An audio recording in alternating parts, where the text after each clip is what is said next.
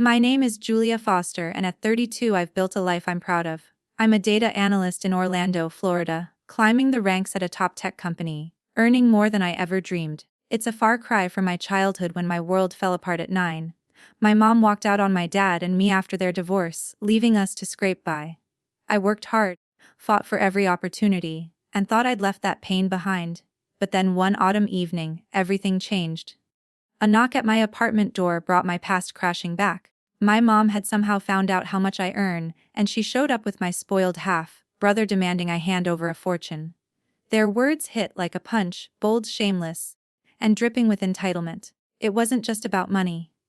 It was a betrayal that cut deep. How far would they go to get what they wanted? And what secrets were they hiding? I was about to find out, and it would test everything I thought I knew about family. If you've ever faced a family betrayal, drop a comment below and share your story. It means a lot to hear from you. Don't forget to hit that subscribe button for more real-life drama. I never thought my mom would find me because of the money I make. Growing up in Ohio, my life changed forever at 9 years old. My mom, Marie Stone, walked out on my dad, David Foster, and me after their marriage fell apart. She'd grown distant, always distracted, until one evening, she grabbed a suitcase and left without a word. Dad later told me she'd fallen for another man, someone who promised her a better future. The divorce was quick, leaving us with a small house and a mountain of bills. Mom didn't just leave. She vanished, starting a new life across the state. Years later, I learned she had my half-brother Caleb Grant with her new husband. She never called, never visited, only sent a yearly birthday card with a few cold words that stung more than they comforted. Dad poured everything into keeping us afloat. He ran a small diner, a greasy spoon, serving breakfast and burgers, working from dawn to midnight. He'd flip pancakes, scrub counters, and ring up customers, his hands rough from endless hours. The diner barely broke.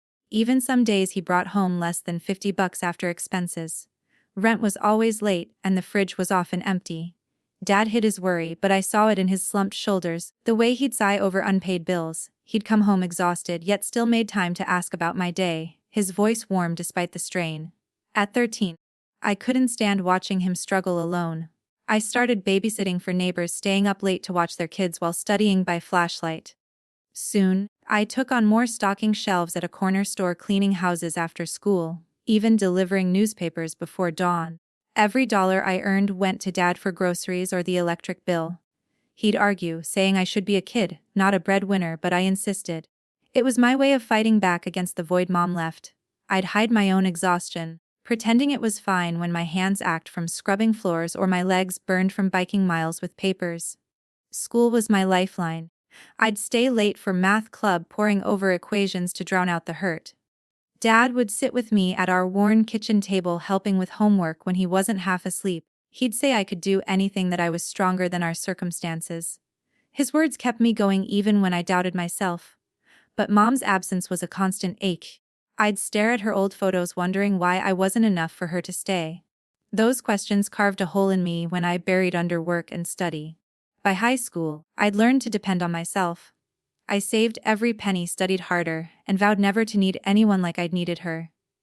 Dad was my anchor, but I knew he couldn't carry us forever. I had to build my own path, and I did one grueling step at a time. Still, the weight of those early years never fully left me. I learned to stand on my own early, but the past still haunted me. By high school, I knew my way out was through education.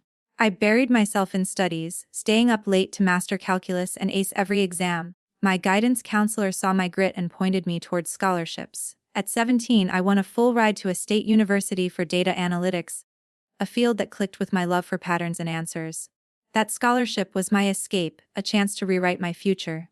But even with tuition covered, I was on my own for everything else: books, rent, meals. There was no cushion, just me and my determination. To survive, I worked multiple jobs. I waited tables at a campus diner, dodging spilled coffee while memorizing code snippets. Weekends, I was an office assistant at a small law firm, sorting files and answering calls. Late nights, I cleaned offices, wiping down desks until my arms burned. My schedule was relentless, up at 500 a.m., asleep past midnight, always calculating how many hours I needed to cover next month's bills. Every dollar went to essentials, with a sliver tucked away for emergencies.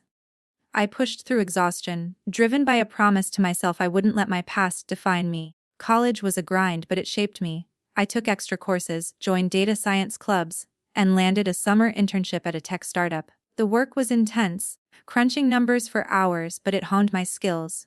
By graduation, I had a degree, a stack of awards, and a job offer from a tech company in Orlando, Florida. Moving there felt like stepping into a new world. Orlando's buzz, its tech scene, gave me a fresh start. I started as a junior analyst, pouring everything into my work. Within 5 years, I'd climbed to a senior role leading projects and earning a salary that felt unreal compared to my childhood. With my success, I never forgot Dad. He'd sacrificed everything running that diner day and night to keep us going. Once my income stabilized, I started sending him $500 a month. It wasn't much at first, but it helped him pay off debts from the diner and fix its leaky roof.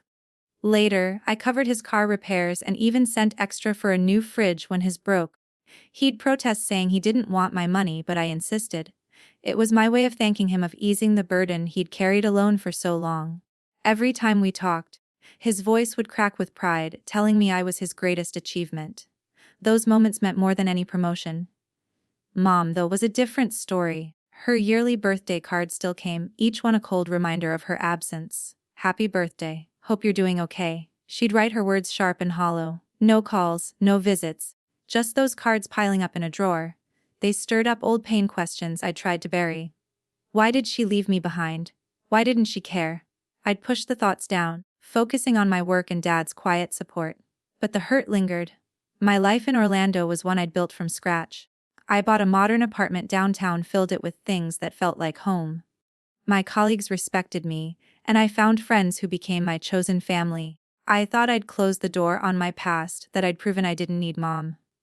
But some wounds don't heal no matter how far you climb. I thought I'd left the past behind until one autumn evening. One autumn evening, a sharp knock on my apartment door jolted me from my routine. I opened it to find my mom standing there, her smile wide, but unfamiliar, with my half-brother Caleb slouched beside her.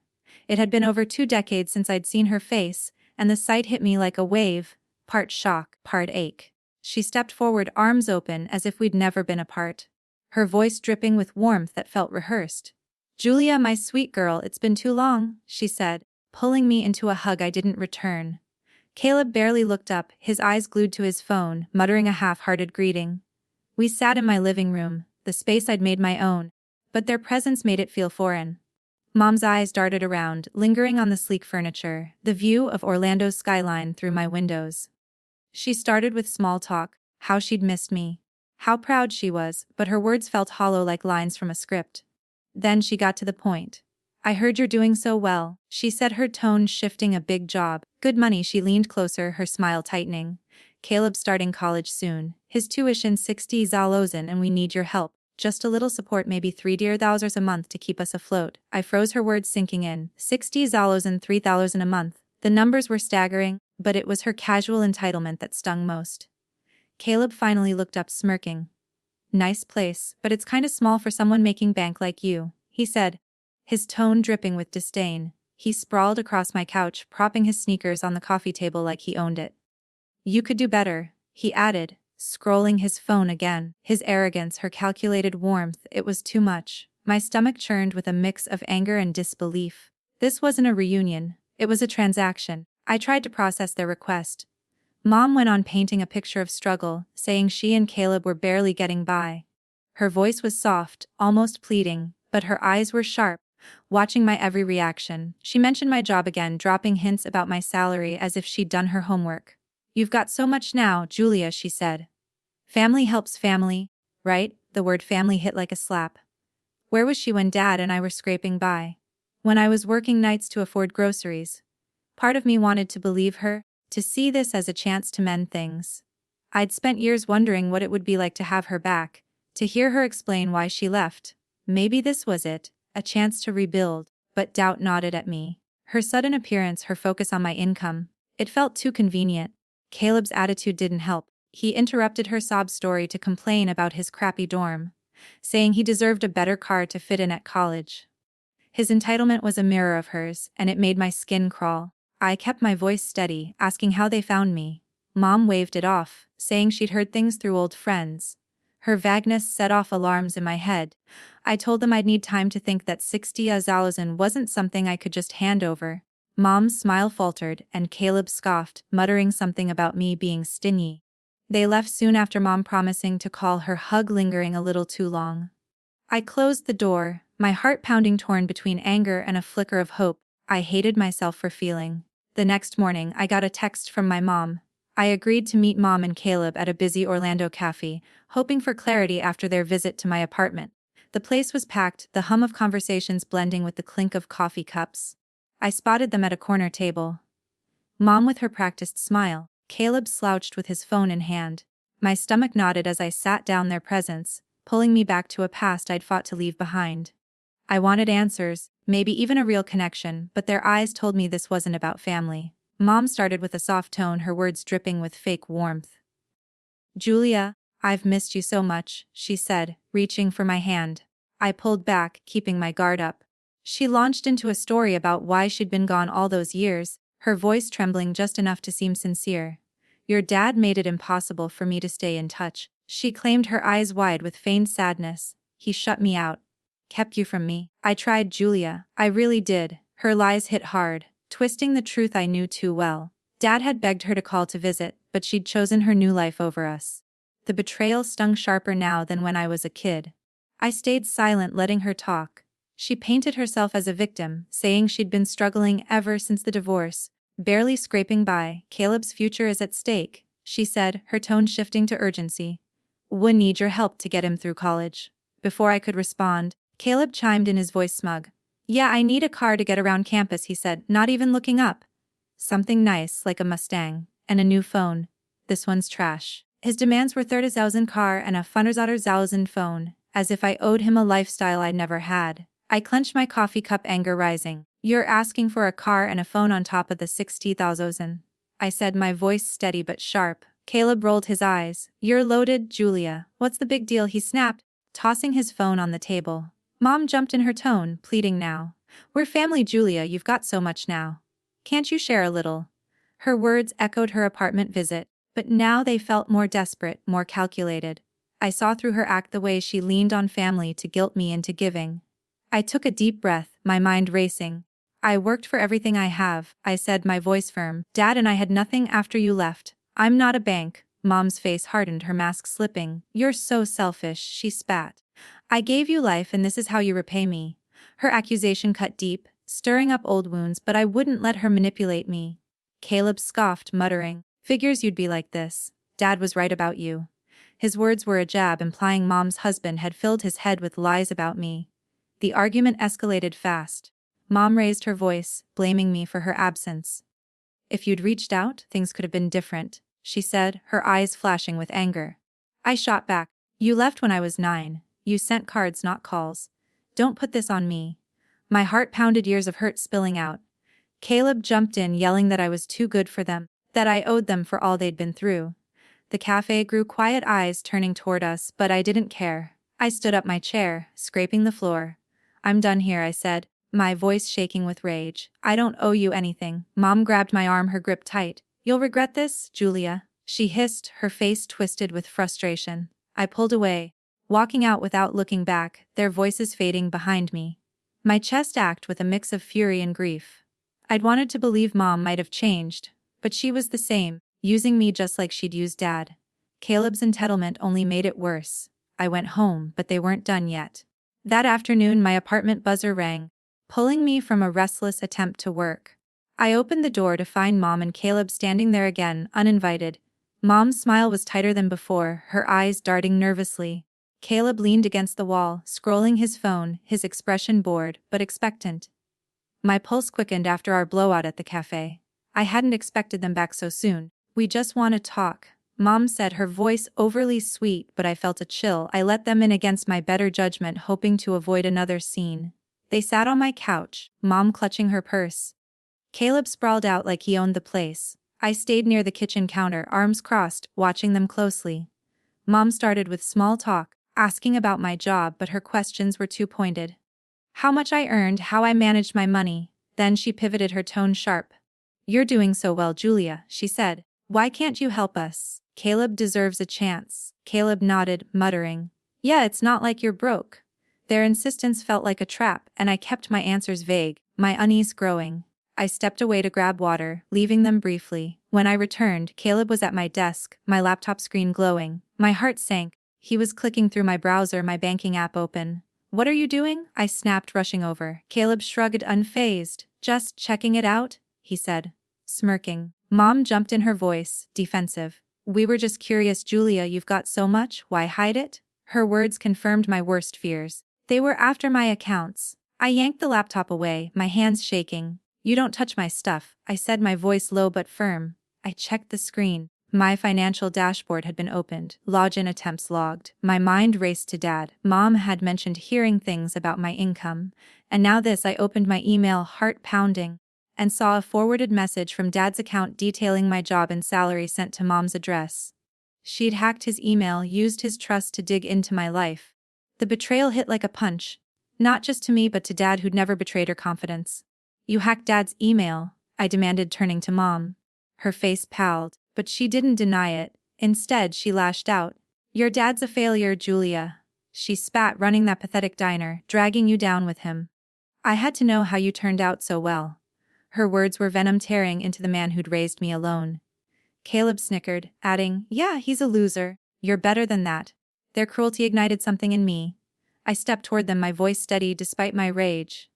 "Get out or I'm calling the police," I said, holding up my phone. Mom's eyes widened, her composure cracking. "You'd call the cops on your own, Mother," she hissed, standing up. Caleb scoffed, tossing his phone on the couch. "Chill, it's not that serious," he said, but his voice wavered. I didn't back down. "You broke into Dad's email and tried to access my accounts." "That's serious enough," I said, dialing 911, but not hitting call yet. Mom grabbed Caleb's arm, pulling him toward the door. "You're making a mistake, Julia," she warned, her voice cold. "We're not done." They stormed out, leaving the air heavy with tension. I locked the door, my hands still trembling, and sat at my laptop. The logs confirmed it. Multiple failed login attempts. A browser tab opened to my bank's password reset page. My training and data analytics made me meticulous. I knew they'd been digging for financial details. Mom's hack of Dad's email wasn't just a violation. It was proof she'd never cared about us, only what she could take. The weight of her actions settled over me, a mix of fury and betrayal. I needed to know how far she'd gone. I called my dad to check the truth. Right after their visit, I dialed Dad's number, my hands still shaking from Mom's intrusion. When he answered, his voice was warm but tired, and I hated adding to his burdens. I told him about Mom hacking his email, her lies about him keeping her away, and their attempt to access my accounts. "She's been lying about you, Dad," I said, my voice tight with anger. He sighed, not surprised. "That's Marie," he said quietly. "She always twisted things to suit her." He confirmed his email had been compromised. Someone had changed his password weeks ago. It crushed me to hear how she'd violated his trust again, but it hardened my resolve to protect us both. I reached out to my lawyer, Mark Sullivan, the next day. Mark was sharp, methodical, and didn't mince words. "This is serious, Julia," he said, reviewing my evidence, screenshots of login attempts, the forwarded email from Dad's account. "We filed for a restraining order at the Orlando courthouse, citing Mom's unauthorized access and Caleb's complicity. The process was grueling with paperwork and hearings, but Mark guided me through. Within weeks, the court granted a permanent restraining order against Mom and Caleb, barring them from contacting me or coming near my home. The judge's ruling felt like a weight lifted, a legal shield against their schemes. Days later, I got a notification from my bank. Someone had tried to transfer $10,000 from my savings, triggering a two-factor authentication block. I knew it was Mom still digging despite the order. My accounts were locked tight thanks to the security I'd set up as a data analyst. Her failure gave me a grim satisfaction, but it also left me hollow. She wasn't just after money, she wanted to unravel everything I'd built. I reported the attempt to Mark, who filed a follow-up with the court, ensuring Mom faced consequences if she tried again. A year later, my life had changed. Word of Mom's actions spread through her circle. Aunt Ruth Stone, Mom's older sister, reached out to me, her voice heavy with regret. "Marie's been like this since we were kids," Aunt Ruth said, sharing stories of Mom's manipulations, how she'd lied to family, borrowed money she never repaid. Ruth's honesty helped me see Mom's betrayal wasn't personal, it was who she was. Meanwhile, Mom and Caleb burned bridges. Friends and relatives, tired of their lies, cut them off. They moved to a smaller town, their social circle shrinking to nothing, a fitting consequence for their greed. I started seeing Dr. Ellen Brooks, a therapist recommended by a colleague. Dr. Brooks was patient, helping me unpack the trauma of Mom's abandonment and recent actions. "You've carried her choices too long," she said. In one session, her voice calm but firm. "Through months of work, I learned to let go of the guilt I'd felt for not being enough for Mom. I realized her absence was her failure, not mine." Those sessions gave me clarity, a way to heal without letting her define me. Inspired by my own journey, I founded a small charity in Orlando, funneling part of my income to support kids from struggling families.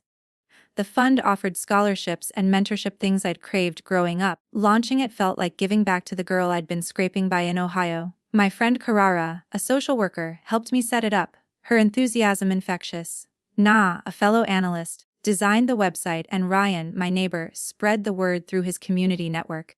Their support reminded me I wasn't alone. Through it all, Dad was my anchor. I often welcomed him to my apartment, watching him light up at the life I'd built. My friends, Kara and Nina Ryan, became my chosen family, people who showed up without expecting anything in return. They celebrated my wins, listened when I faltered, and reminded me what love looked like. One evening over dinner with them, I realized something I had, Dad, and that was enough. Family isn't blood. It's the people who choose you, who respect you, who stay. To everyone listening to my story, thank you for sticking with me. I hope it shows you that family is what you make it, not what you're born into. Choose people who lift you up, who see your worth. I'd love to hear your thoughts. What does family mean to you? Please share below and subscribe to this channel for more stories like mine.